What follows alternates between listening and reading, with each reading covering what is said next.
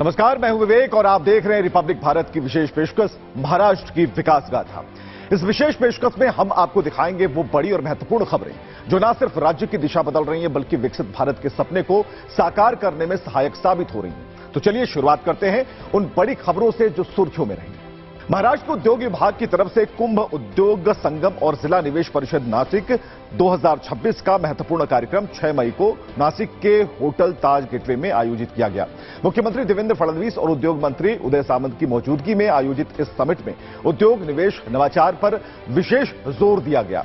कार्यक्रम के दौरान कुल 309 एमओयू पर हस्ताक्षर हुए और इसके जरिए तकरीबन 13,854 करोड़ का निवेश होगा और 34,832 नए रोजगार के अवसर भी बढ़ेंगे। कार्यक्रम में कुंभ मेले के संदर्भ में आधारभूत सुविधाओं, निवेश वृद्धि और सीएसआर उपक्रमों पर विशेष चर्चा हुई।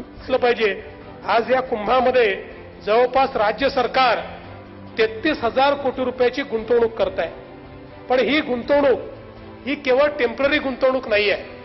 या गुंतवणुकीमुळे पुढचे 15-20 वर्ष हा जो काही नाशिक जिल्हा आहे हा जिल्हा एक इंडस्ट्री करता आणि गुंतवणुकी करता मैग्नेटच्या रूपाने तयार होतोय। महाराष्ट्र के नासिक में आगामी सिंहस्थ कुंभ मेला 2027-28 को लेकर तैयारियों की औपचारिक शुरुआत हो गई है। बुधवार को पंचवटी स्थित ऐतिहासिक श्री कालाराम मंदिर में धार्मिक विधि विधान के साथ धर्मध्वज फहराया गया।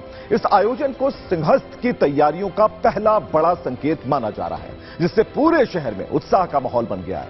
इस खास मौके पर देश के पूर्व राष्ट्रपति रामनाथ कोविंद और महाराष्ट्र के मुख्यमंत्री देवेंद्र फडणवीस मुख्य अतिथि के तौर पर शामिल हुए। दोनों ने पूजा अर्चना के बाद 21 फीट ऊंचे पंचधातु के ध्वज स्तंभ पर भगवा धर्मध्वज फहराया। विधिवत मंत्रोच्चार और वेद घोष के बीच संपन्न हुए इस पवित्र अनुष्ठान में स्वामी गोविंद देवगिरी जी महाराज समेत कई गण्यमान्य अतिथि शामिल हुए। धर्मध्वज को खास तौर पर अयोध्या की तर्ज पर तैयार किया गया है। इस पर लगे भगवा ध्वज में भगवान हनुमान की आकृति और ओम का पवित्र चिन्ह अंकित है, जो सनातन परंपरा और आस्था का प्रतीक है।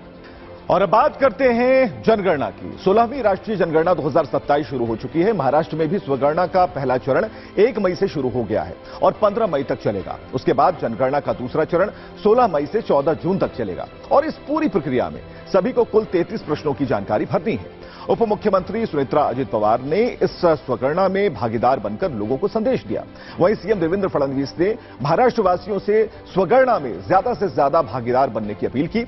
इसमें आपको sc.census.gov.in पर जाकर अपनी जानकारी भरनी है।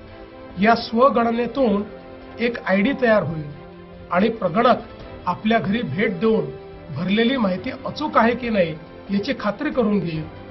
हा दुसरा टप्पा 16 मे ते 14 जून या कालावधीत होईल। समजा पहिल्या टप्प्यात काही माहिती भरायची राहिली असेल तर ती या दुसऱ्या टप्प्यात भरून घेतली जाईल। या संपूर्ण प्रक्रियेत 33 प्रश्नांची माहिती आपल्याला भरायची आहे। महाराष्ट्र में प्रशासनिक कामकाज को अधिक पारदर्शी, कुशल और जनता के करीब लाने के उद्देश्य से मुंबई में टेकवारी 2.0 साप्ताहिक कार्यक्रम का आयोजन किया गया। बताया गया कि इस पहल के जरिए करीब 9 लाख सरकारी कर्मचारियों और अधिकारियों को एआई के साथ ही तकनीकी ट्रेनिंग दी गई। सरकार का उद्देश्य है कि एआई, ब्लॉकचेन और ड्रोन जैसी आधुनिक तकनीकों को सरकारी कामकाज का हिस्सा बनाया जाए।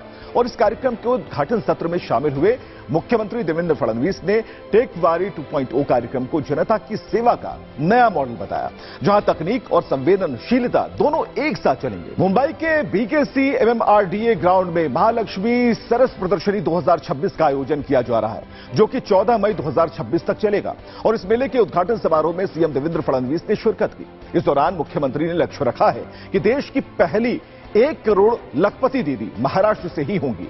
महालक्ष्मी सरस प्रदर्शनी के मौके पर उमेद मार्ट डिजिटल प्लेटफॉर्म पर 1000 नए उत्पादों को सूचीबद्ध किया गया। अब गांव की महिलाओं के हाथ से बने उत्पाद सीधे ऑनलाइन खरीदे जा सकेंगे। यह मेला ग्रामीण महिलाओं के निर्मित हस्तशिल्प, हथकरघा और पारंपरिक व्यंजनों का सबसे बड़ा प्रदर्शन है। उमेद अभियान के तहत लगने वाले इस मेले में 500 से अधिक स्टॉल हैं, जो ग्रामीण कारीगरों को सीधा मंच प्रदान करते हैं। तो यह थी महाराष्ट्र के विकास की गाथा। अगले सप्ताह हम फिर लौटेंगे राज्य की प्रगति के नए अध्यायों और प्रेरणादायक कहानियों के साथ। तब तक के लिए नमस्कार, जय महाराष्ट्र।